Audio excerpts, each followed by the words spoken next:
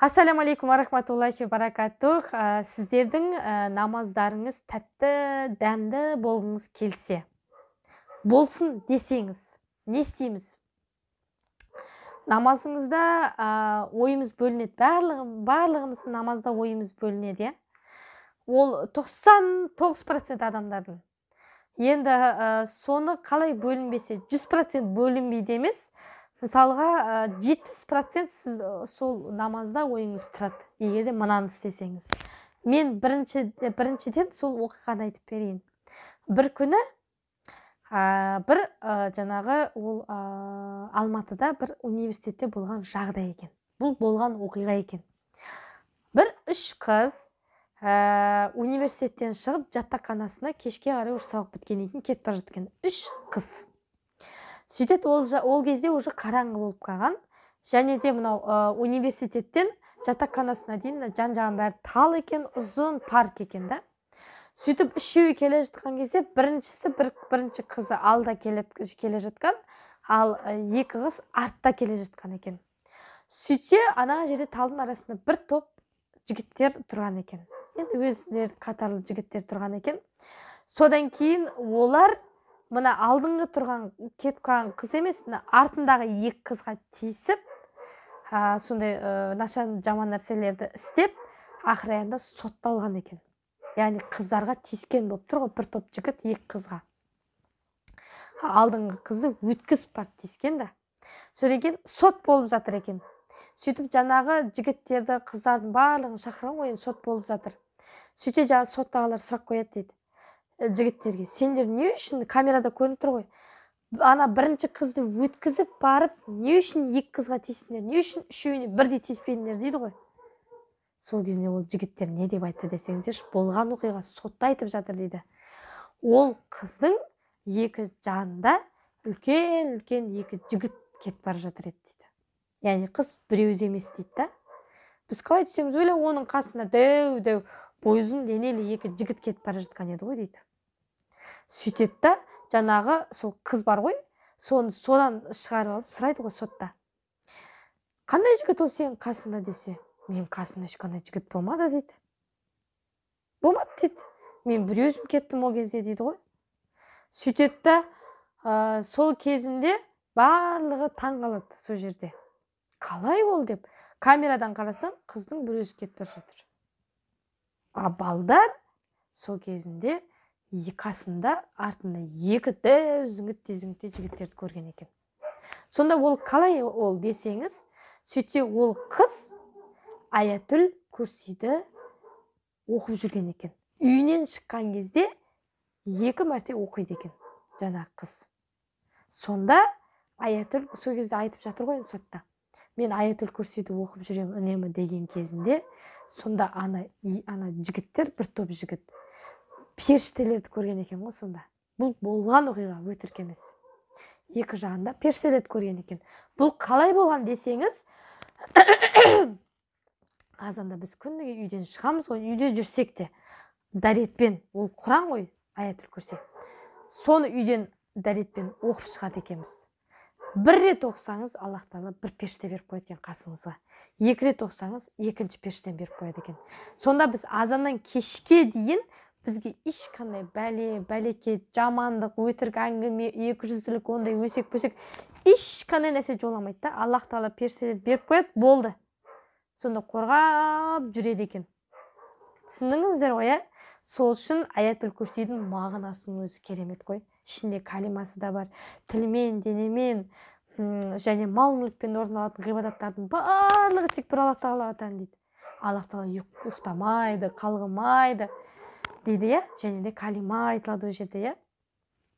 Мұхаммед пайғамбарымыз саллаллаху алейхи ва саллям пайғамбарымызға Аллахтың берекеті болсын деп жатамыз ішінде. Сондықтан және аспан мен жердегі нәрселердің барлығы Аллаға тән дейді да. Аллаға тән дейді. Күрсінің барлығы Аллаға тән дейді. Мағынасы Аятүл Курсидің өте керемет, бір оқып алыңыздаршы. Және де бұл Аятүл Курси барлықтарымыз білеміз, барлық интернетте, кітаптарда барлық жерде бар.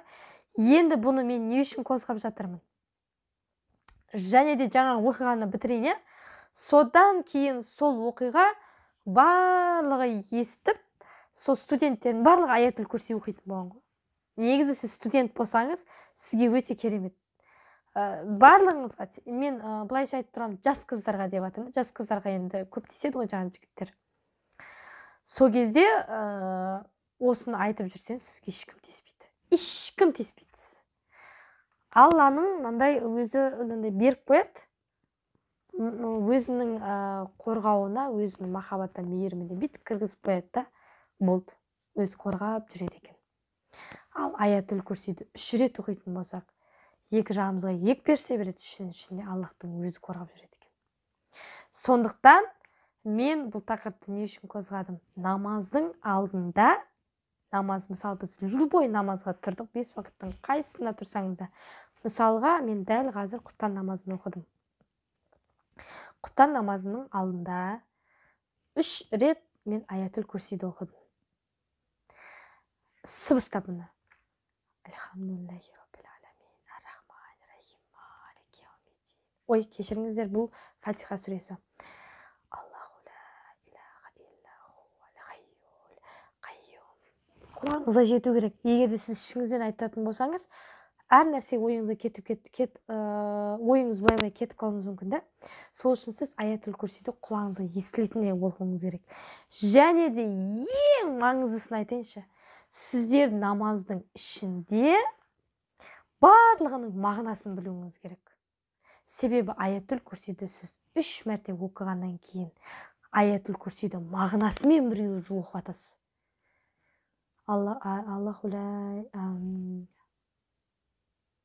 Аллаху ла илаха илля хувал хайюл қайюм ла тахазуху синатун ва ла наумун лаху ма фис самавати ва ма фил ард ман заллази яшфау индаху илля биизних я'ламу ма байна айдихим ва ма халфахум ва ла юхитуна бишай'ин мин илмихи илля бима шаа وسع كرسيه السماوات والأرض ولا يؤوده حفظهما وهو العلي العظيم. Асықпай, әдемілеп, мағынасын жаттап алыңыз. Немесе бір 10-20 рет оқып алыңыз, миыңызда қалып кетеді. Мағынасымен бірге біріктіріп, аятул курсиді 3 рет оқимыз. Асықпай. Қасыңызда ер адамдар болса, күйеуіңізден бөлек сыбырлап оқыңыз. Ал егерде мен желательно я вам советую бөлмеде өзіңіз даусыңыз шығарып тұрып, сыбырлап тұрып оқыңыз. Сонда мынау құлағыңызға да барады. Аятул курси жүрекпен де, ішпен де оқисыз да сол кезде. И сол кезде аятул курсиді мағынасымен бірге оқып бітесіз, одан кейін намазға тұрасыз. Субханакаллахумма ва бихамдика ва табарака исмука ва таала жаддука ва ла илаха гайрук. Саған мадақ болсын Аллахым.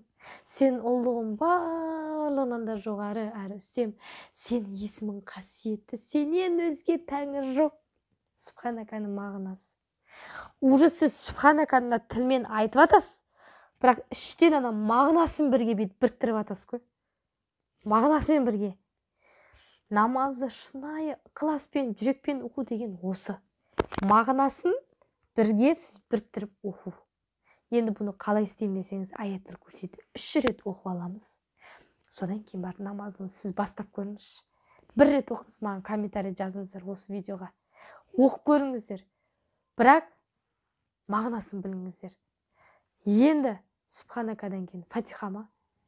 Альхамдулиллахи раббил аламин. Қиямет күн иесі Алла. Аса қамқор иешіменді Алла атен бастаймын. Альхамдулиллахи раббил аламин. Ар-рахманир рахим. Малики яумиддин.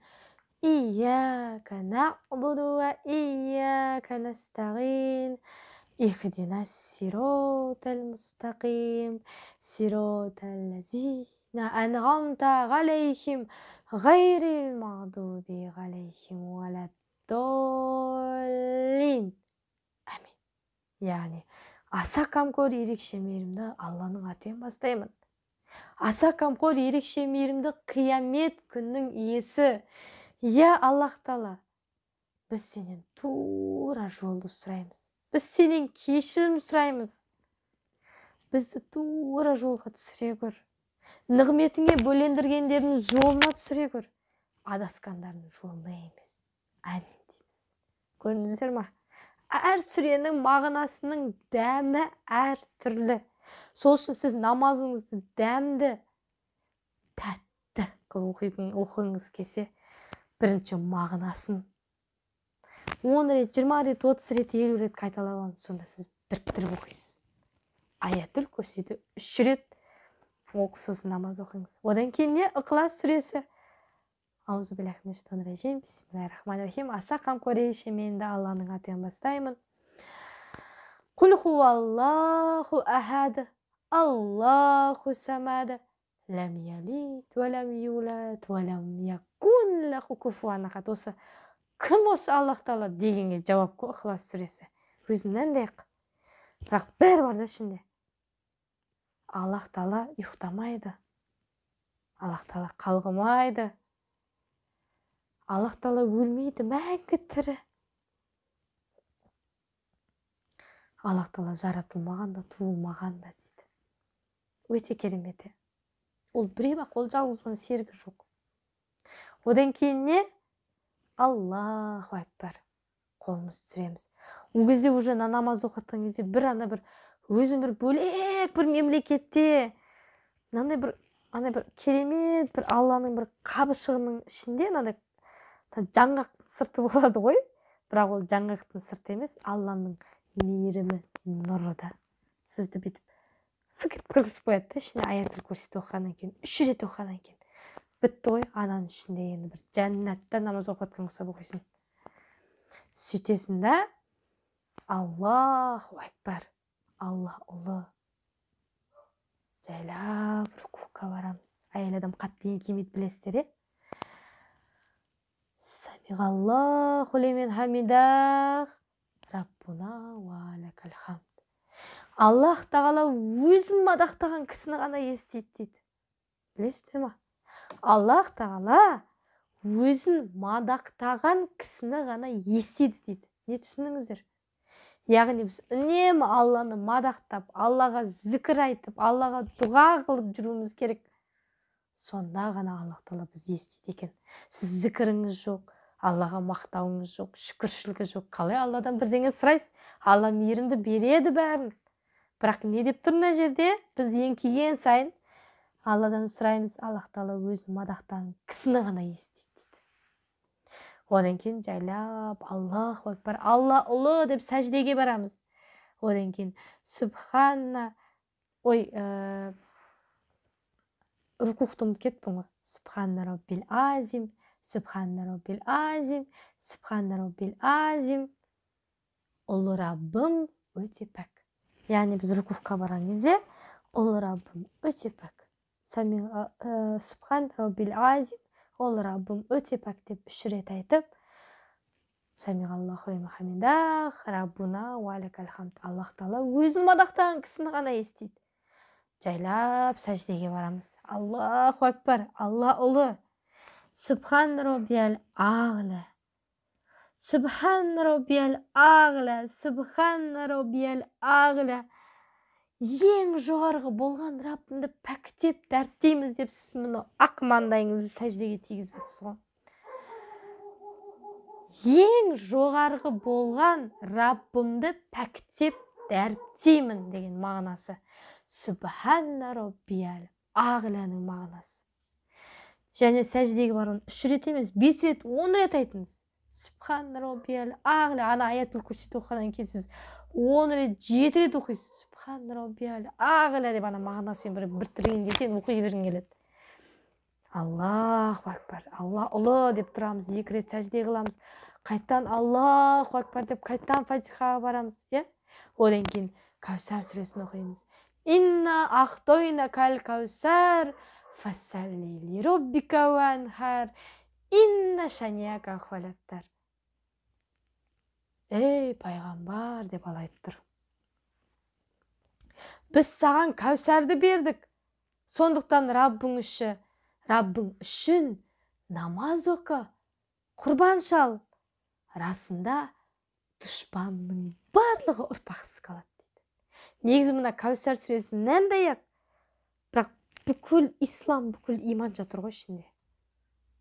Яғни, ей пайғамбар, біз саған Кәусәрді бердік. Сондықтан Раббың үшін намаз оқы дейді. Яғни намазды біз Алланың разылығы үшін, Раббымыз үшін ғана оқимыз. Біреу үшін емес. Өзіміз үшін емес. Алланың разылығы үшін оқимыз. Алланың разылығы үшін оқимыз. Аллаға ол бір тиын да керегі жоқ. Біз намаз оқыған сайын біз өзіміздің күнәмізді Алладан кешірімін тілеп сөйтіп оқып жатырмыз. На самом деле. Бірақ Аллах Тағала сондай мейірімді ғой. Бізді кешіреді Аллах Тағала. Әл-Ғафур, Аллах Тағала өте кешірімді. Және де одан кейін қайтан Субхан Раббил Азим, ол Раббым өте пәк. Сонымен сәждеге барамыз, одан кейін ат-тахият оқимыз. Аузу биллахи минаш шайтанир ражим. Бисмиллахир рахманир рахим. Аллаху ла илаха илля хувал хайюл қайюм ла тахазуху синатун вала наумун.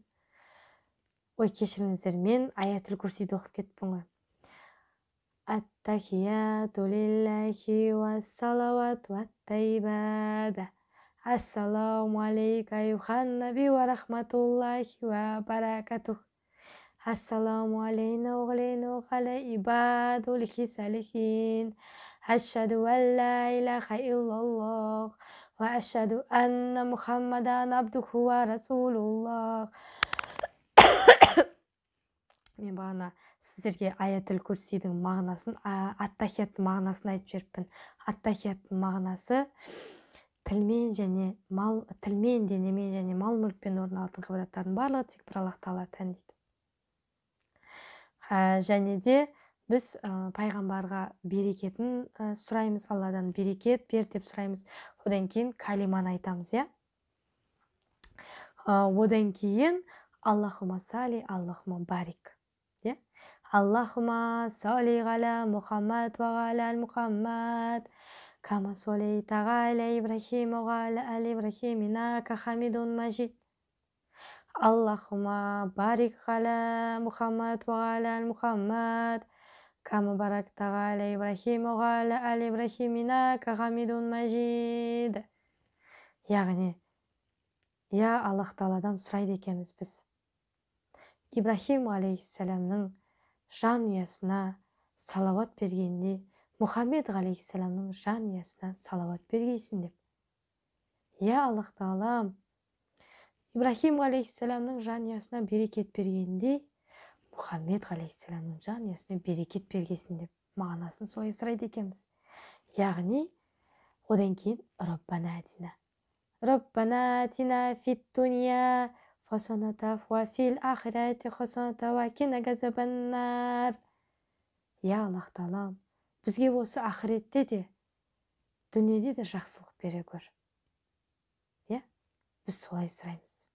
Бізді Раббана атина фит дуния хасаната ва фил ахирати хасаната ва қина азабан нар. Бізге осы ақыретте де, бізге дүниеде де жақсылық, келесі ақыретте де бізге осы дүниеде жақсылық бере көр, және тозақтың отынан, азабынан сақта деп сұрайды екенбіз. Көрдіңіздер ма? Осының барлығы мағынасымыз біріктіріп оқитын болсақ, өте керемет оқимыз. Қазір мен сіздерге аятул курсидің мағынасын оқып беретін боламын. Сіздерге аятул курсидің мағынасын оқып беремін, Аллах, одан басқа ешбір құдай жоқ. Ол хай, әрқашан бар, һәм тірі, һәм қайюм, барлық жаратылысты басқарушы. Ол қалғымайды да, ұйықтамайды. Көктер мен жердегі нәрселердің бәрі соған тән. Оның құзырында өз рұқсатынсыз кім шапағат ете алмақ? Ол жаратқан болмыстарының алды мен артының бәрін түгелдей біледі. олар оның қалауынан басқа ілімінен еш нәрсе ұға алмақ емес. Оның күрсісі, білімі көктер мен жерді қамтиды. Оған ол екеуін қорғау ауыр келмейді. Ол аса ұлы һәм өте жоғары дейді. Бақара сүресі 255 аят екен. Қазір сіздерге мен ат-тахияттың мағынасын оқып беретін боламын. Яғни отырыста айтылатын бізде намаздағы күнделікті оқып жүрген ат-тахияттың мағынасын. Барлық дұғалар, мадақтар, тәндік дүниелік ғибадаттар Аллахқа лайық. Мен осыны жаңа айтып кеттім аятыл курсидің мағынасына. Яғни тілмен, денемен және мал мүлікпен орындалатын ғибадаттардың барлығы тек бір Алла Тағалаға тән дейді. Уа пайғамбар, саған сәлем, әрі саған Аллахтың рақымы мен берекеті жаусын. Уа Раббымыз, сәлем бізге және Аллахтың салиқалы құлдарына болсын. Мен Аллахтан өзге ешқандай құдай жоқ екеніне, Хазірет Мұхаммед Аллахтың құлы әрі пайғамбар екеніне куәлік етемін дейді. Қазір мен сіздерге құптан намазындағы соңғы 3 ракат өтір уәжіпте оқылатын құнут дұғасының мағынасын айтып беретін боламын. Яғни біздегі күндегі намазда оқылып жүрген құптан намазының 3 ракат өтір уәжібінде оқылатын құнут дұғасының мағынасы ол өте керемет. Аллахым, біз күмәнсіз сенен жәрдем және кешірім тілеп тура жол хидаят сұраймыз. Саған иман етіп, күнәларымыз үшін тәубе етіп, өзіңе арқа сүйейміз. Сені барлық жақсылықтармен мадақтап, зікір етеміз. Бізге берген ырыс берекеңе шүкір етеміз. Сені теріске шығармаймыз. Саған қарсы келгендерді теріске шығарып, олармен мүлдем байланысымызды үземіз. Аллахым, біз тек саған ғана құлшылық етіп, сен үшін намаз оқып, саған сәжде етеміз.